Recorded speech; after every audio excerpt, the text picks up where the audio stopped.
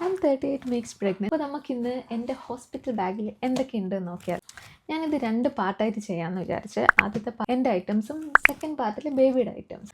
First തന്നെ ഞാനൊരു 2-3 pairs comfortable ആയിട്ടുള്ള ഡ്രസ്സ് എടുത്ത് വെച്ചിട്ടുണ്ട്. 2 പെയേഴ്സ് സോക്സ്, നേഴ്സിംഗ് ബ്രായാണ്, പിന്നെ നമ്മുടെ പേഴ്സണൽ കെയർ ഐറ്റംസ്, നമ്മുടെ moisturiser, lip balm, skin care items, toiletries, brush, paste, അങ്ങനത്തെ സാധനങ്ങളൊക്കെ ഈ ഒരു ബാഗിൻ്റെ അകത്ത് ഞാൻ സെറ്റ് ചെയ്ത് വെച്ചിട്ടുണ്ട്.